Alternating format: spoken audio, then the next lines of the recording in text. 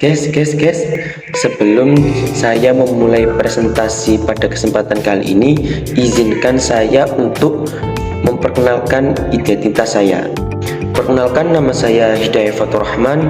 Status saya adalah mahasiswa Institut Agama Islam Syarifuddin Wonorejo Lumajang, Fakultas Tarbiyah, Prodi Pendidikan Agama Islam.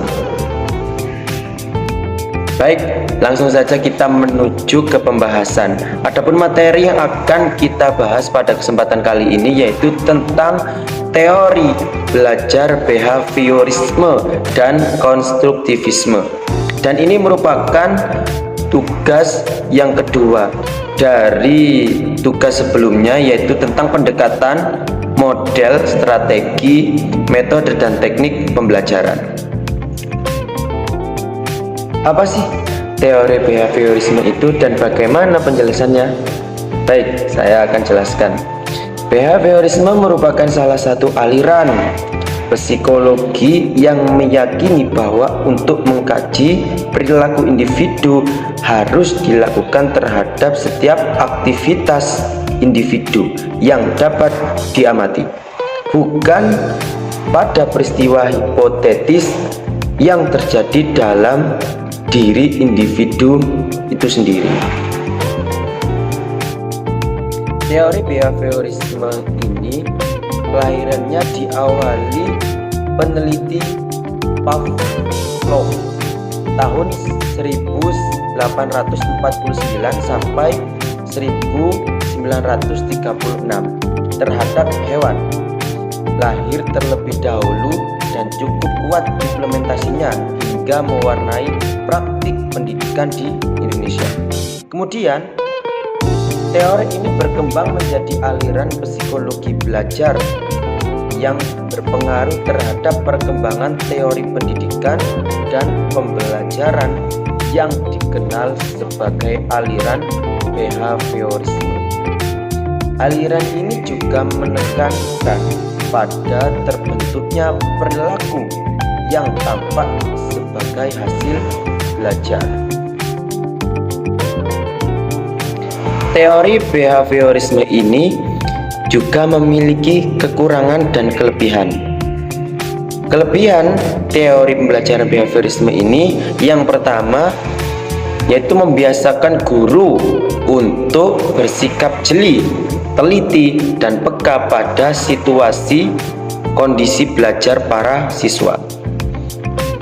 Yang kedua, guru tidak banyak memberikan ceramah sehingga murid menjadi terbiasa belajar secara mandiri. Jika siswa menemukan kesulitan, baru dinyatakan kepada guru yang bersangkutan.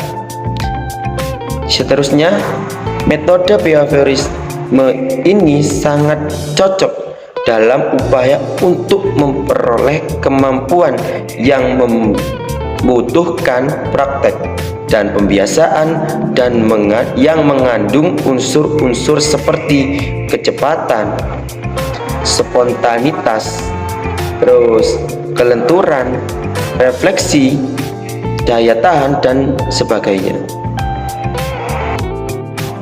Sedangkan kekurangan pada teori behaviorisme ini yaitu teori pembelajaran behaviorisme lebih memandang belajar sebagai kegiatan yang dialami langsung. Padahal belajar merupakan kegiatan yang ada dalam sistem syaraf pada manusia yang tidak terlihat kecuali melalui gejala-gejala yang ada. Kemudian proses belajar ini dipandang bersifat otomatis, mekanis, sehingga terkesan kaku seperti mesin atau robot. Sedangkan manusia mempunyai kemampuan self-control yang bersifat kognitif. Dengan kemampuan ini, manusia akan mampu menolak kebiasaan yang tidak cocok dan sesuai dengan dirinya. Selanjutnya, proses belajar manusia yang dianalogikan dengan hewan sangat sulit diterima, mengingat antara manusia dengan binatang memiliki perbedaan yang cukup mencolok. Adapun contoh penerapan teori belajar behaviorisme, yang pertama adanya sistem poin ketika siswa melakukan pelanggaran terhadap aturan-aturan di sekolah. Kemudian yang nomor dua, meminta maaf usai melakukan kesalahan. Untuk tokoh teori behaviorisme dalam perkembangannya, ada banyak tokoh ahli yang berkarya mengenai teori behaviorisme. Di antaranya ada Ivan Petrovich Pavlov pada tahun 1849 sampai 1936. Kemudian juga ada Edward Thorndike pada tahun 1874 sampai 1949. Selanjutnya juga ada John B. Watson, juga ada Carl Hall, dan yang terakhir Edwin Goddard. Itulah para tokoh-tokoh teori behaviorisme yang saya ketahui. Baik, langsung saja kita menuju pembahasan yang nomor 2, yaitu tentang penjelasan konstruktivisme. Apa sih teori konstruktivisme itu dan bagaimana sih penerapannya? Baik, konstruktivisme berarti bersifat membangun.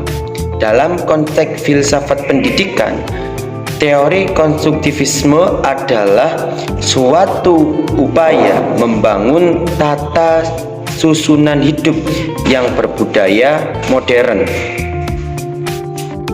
Berdasarkan penjelasan tadi, bahwa konstruktivisme merupakan teori yang sifatnya membangun dari segi kemampuan, pemahaman, dan proses pembelajaran.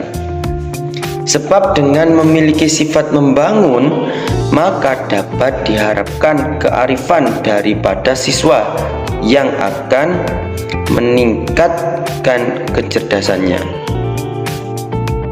Untuk kekurangan dan kelebihan pada materi teori pembelajaran konstruktivisme, yaitu yang pertama kelebihannya. Kelebihan dari teori ini mendorong berpikir lebih imajinatif dan kreatif, memberi kesempatan mengutarakan pendapat, seterusnya mencoba gagasan baru, memperoleh kepercayaan diri dan motivasi. Selanjutnya dapat mengidentifikasi perubahan gagasan mereka, memberikan lingkungan belajar yang kondusif, dan yang terakhir dapat menghadapi masalah. Contoh teori belajar konstruktivisme. Seorang guru biologi mengajak siswanya membuktikan apa benar buah tin salah satu buah spesial. Spesial apa buah tin?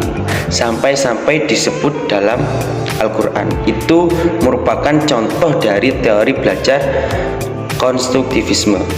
Adapun dua tokoh penting dalam pembentukan teori konstruktivisme ini, yaitu tokoh yang pertama adalah Jean Piaget dan Lev Vygotsky Harasim pada tahun 2007. Alhamdulillah, presentasi saya sudah selesai. Semoga dapat dimengerti oleh teman-teman dan semoga bisa memberikan manfaat untuk kita semua. Cukup sekian dari saya. Apabila ada tutur kata saya yang kurang berkenan di hati Anda, mohon dimaafkan ya. Cukup sekian. Assalamualaikum warahmatullahi wabarakatuh.